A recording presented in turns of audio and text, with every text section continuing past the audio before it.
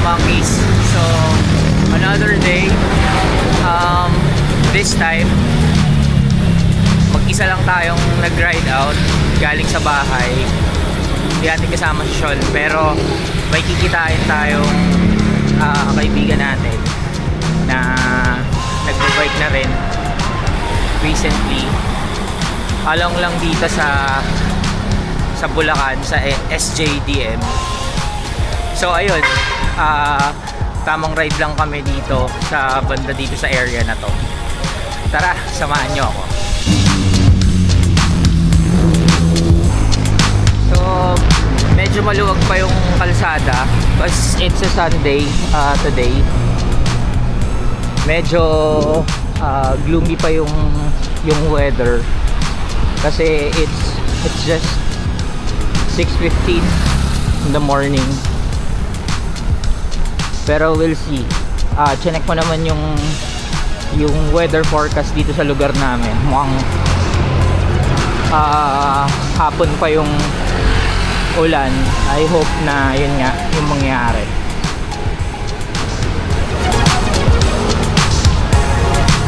So ayan guys, unfortunately magulo pa rin yung kondisyon ng kalsada. I mean, dahil pa rin lubak-lubak, lalo na dun sa banda ng Robinson's Supermarket. Can't imagine kung lalo na kung may pasok. Kasi may mga part na sarado, masikip na nga, tapos lubak-lubak pa, basa.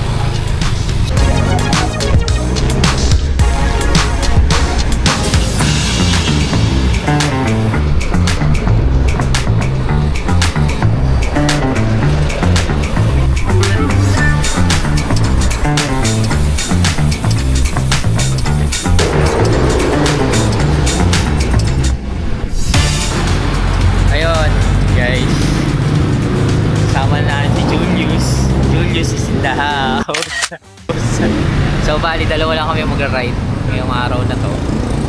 Diyan lang kami, tamang chill ride lang dito sa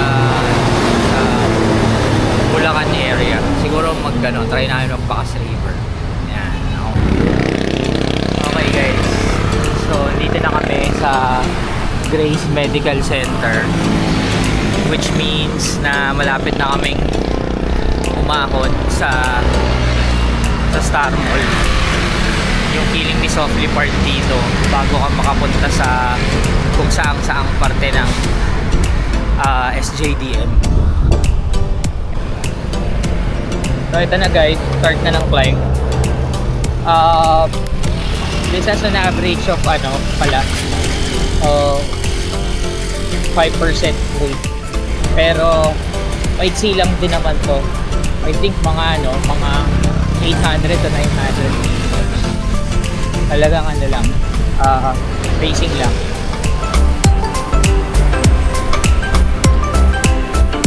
Nakakagigilap minsan to, i-shred ba yung rated. Kaya lang, parang kung papunta ka pa lang dun sa destination mo, para simula pa lang, inuubos mo na yung sarili mo. Parang gano'n. And best part dito, yung pauwi, kung dito kayo dadaan.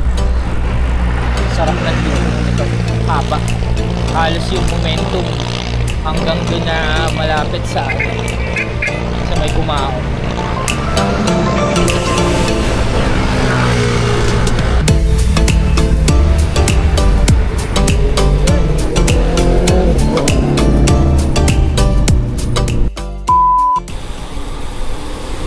Okay, approaching Norzagaray Park.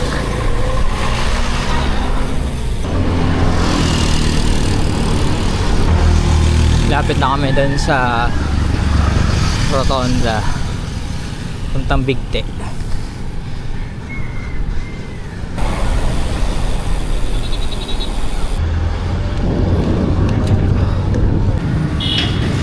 So yun, break time muna kami. Si Julius, sabi niya dito siya kakain, pero nakailang puto na. Ayun, soft drinks pa.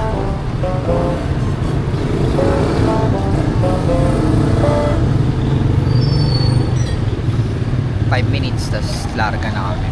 para makauwi rin kami kaagad. Though ano lang naman, chill ride lang naman to. Okay, larga na kami. So dito kami sa kaliwa ng Bacas River.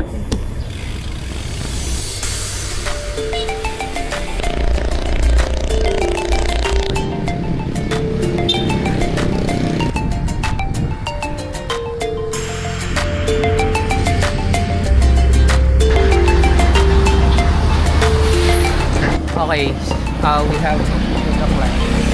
It's just around 400 meters. Tapos yung bandang huli, yun yung dito, yung magpipik. Umabot ng 7-8 ganun. Pero still manageable. Ito na si Julius. Just chill pace.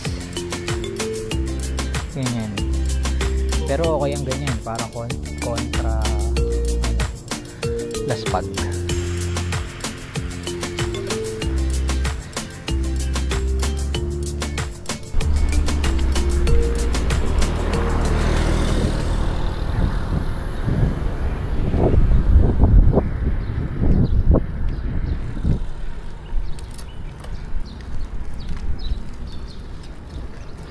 Pre, shoutout mo yung mga tropa natin. Chen. Shoutout sa'yo, Chen. May, mag-bike na rin kayo.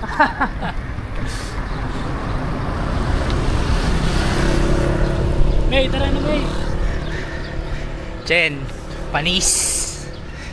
Sama ka na si The Provincer, Julius. So ito na yung medyo mahabang cruise na aahunin pabalik. Pero before nung bumalik naman kami dito, nung first time ko na pumunta, parang nag-worry din ako kasi parang sobrang haba ng lusong. Tapos paano na pabalik, mga ganon. Pero turns out pala, talagang kailangan mo lang talaga pacing lang talaga kasi medyo mahaba nga. I think mga 2 to 3 kilometers stretch. Kasi hindi naman siya steep. Kumbaga parang parang naglalaro lang sa 2, 3 ganon. Kaya tolerable naman. Marami-rami na rin kaming nasalubong ng mga siklista. Parang papunta dun sa area na pabalik naman sila. Mga grupo-grupo. Not sure kung saan yung destination nila. Pero yun, itong part na to, medyo mga lubak-lubak. Yung mga part na parang hagdan. Naalala ko tuloy yung dun sa may San Miguel ba yun? Binaba namin sa BRT. May area doon na factory na semento. Tapos ang haba nung stretch ng daan. Uneven. Para kami bumababa sa hagdan. Pero good thing na rin na na parang pababa kami. Imagine kung the other way around, bakit ka? Mas lalong nakakalaspan.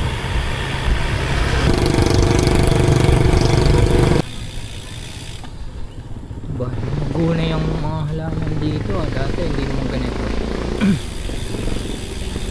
Kakaulan siguro. Pupunta kami dito nila Mark and Queenie. Ayan. Tapos nung pauwi na, laspag na si Mark, naghahanap ng sponge, lalagay niya sa saddle. Sa mga tindahan. Shoutout sa inyo guys. Sana okay kayong lahat.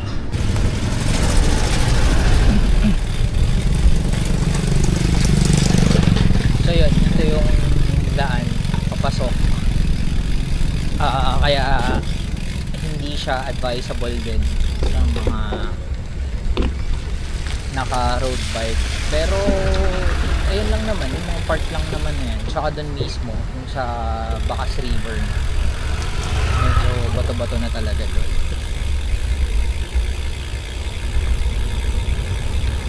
Mas maganda kung kung gravel mountain bike. Pero kung RV naman, palag-palag din, dahan-dahanin nyo lang kasi pag pupunta naman kayo dito, majority nung dadaanan nyo is road pa rin naman eh. Sobrang konti lang nung ganito na yung ganong situation, yung tipong pwede mo na lang akayin ng bike. Kasi kung galing kayo sa malayang lugar, like kunwari galing kayo ng Pasay, Marikina, gano'n, mas beneficial yung ano pa rin, mag-RV kayo dahil puro kalsada nga rin. Gaya nito, kalsada doon lang talaga banda sa dulo yung medyo ano na, gravel roads. So ayan, nandito na kami sa Bumad, and may bayad niya environmental fee na 20 pesos papasok. Ayun, yun, dire-diretso na lang yan papasok. Shoutout ako, pre. Oh. Shoutout kay Kat. Thank you dahil pinayagan mo ako. I love you. Yung mga ano mo sa Mindoro, Mga tropa ko dyan sa Mindoro, mga katrabaho ko. Tara na, mag-bike na tayo. oh, subscribe kayo. Subscribe kayo, The Pedal Monkeys. Yon. Okay, ang ganda dito.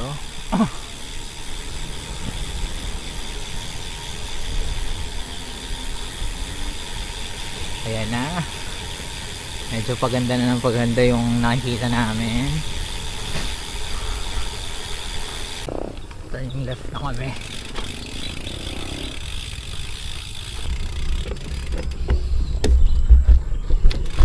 Ayan, ano pa rin, rough road pa rin. Ingat lang tayo kapag mga ganitong gravelly, kasi ito medyo ano pa, palusong. Talagang ano, you have to commit kung saan yung linya na nakita mo, doon ka na, huwag ka na lumipat, kasi tendency niyan pag biglang lumipat ka, doon pa yung ano, sisemplang.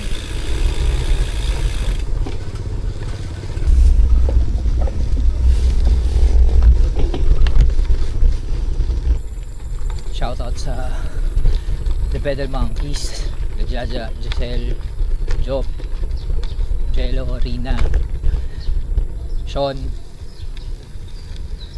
Ayun, buti may kasama ako ngayon. Niyaya tayo, sana makasama rin kayo para mas masaya. Wait lang, picture lang tayo dito.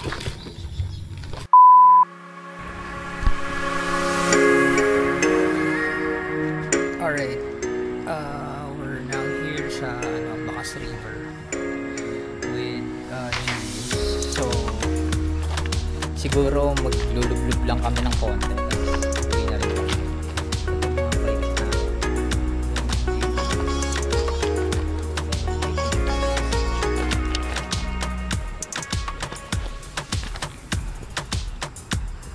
Ito yung bike ko. Medyo maraming tao dun sa unahan banda, pero ito kasi every time pupunta kami dito kami sa spot na to, sa medyo pinakadulo na, wala na siyang tao actually. So guys, Giselle, Job, Jello, Rina, Sean, yan. Medyo masarap lubog ngayon. Sinubig na tubig. Ayun, yun gagawin namin.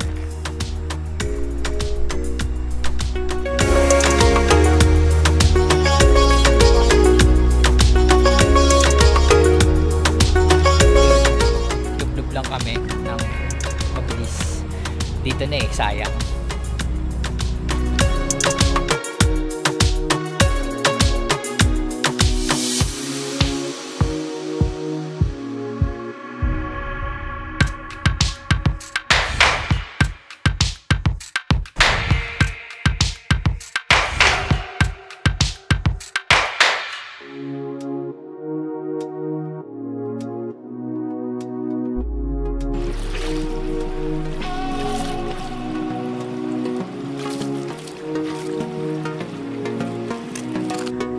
Okay, so pauwi na kami guys. Mabilis lang ito. Parang against the light na rin. So, natratin lang namin pa uwi. Ayun, time now is medyo magaga pa. 8:47 in the morning. Tamang ano lang kami, nag-vlog. Chill. Alright, time is 9:10. Nakabalik na kami dito sa main road. Pauwi na rin kami. Tayo ko lang sa Julius. Ito, we are now climbing yung mahabang lusong kanina. According dito sa bike computer, it's around 2.59 kilometers with an average of 3 to 4 gradient. Pero marami namang ano rin, marami namang recovery, and may mga may mga puno rin kahit yan. Pero ito medyo mainit na guys. Mukhang okay na talaga yung panahon. And yun, napayata dito sa likod ko. Antayin ko na lang siya somewhere dun banda after nitong mahabang banayad na climb na to.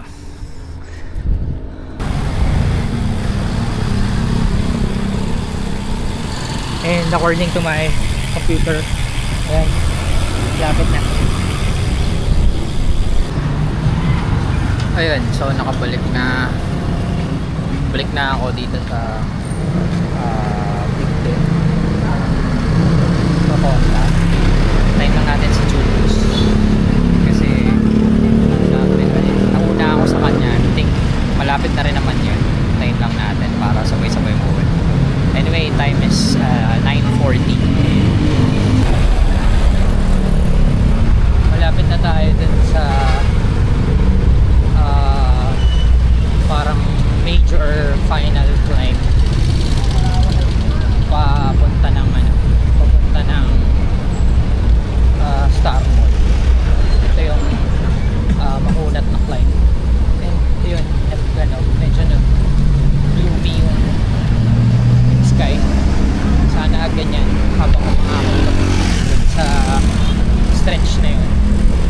Makunat din kasi ito sa isang siko na parang hindi ka sanay, hindi ka praktisado, baka nakakapitin din kahit pa paano talaga. First time ako umakyat dun, nagulat ako eh. So yun, I think nauna na naman tayo. Antayin ko na lang si Julius sa tuktok ng climb na yun.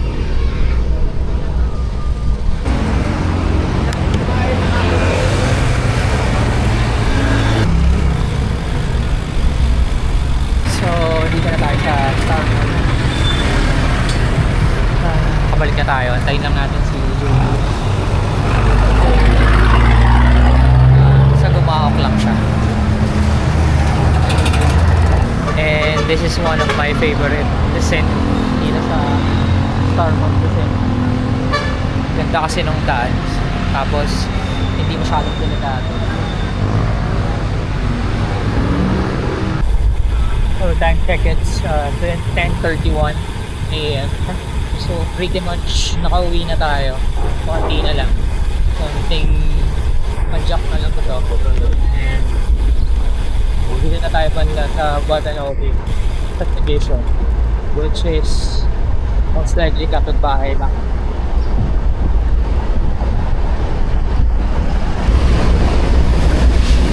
Guys, like literally we're almost home. Overall it was a good ride. Short, it's a solid, I think 52 kilometer ride. Balikan na yon. Pero good thing is parang may nature tripping. Nakalublub kami dun sa ilog. Pagpa-presko kahit pa paano, lamig ng tubig. And nakasama ko rin yung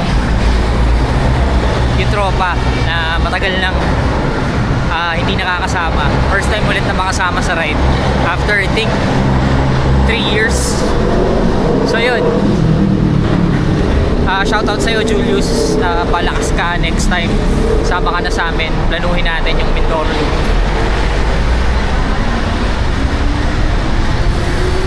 And yeah, dito na tayo, papasok na tayo sa amin, sa may subdivision. So siguro dito ko natatapusin tong video guys. Maraming salamat ulit sa mga nanonood ng videos namin and nagbibigay ng suggestions. Thank you, we really appreciate it. And I hope magustuhan nyo rin tong mga next videos na i-upload namin. Thank you, till next, bye bye.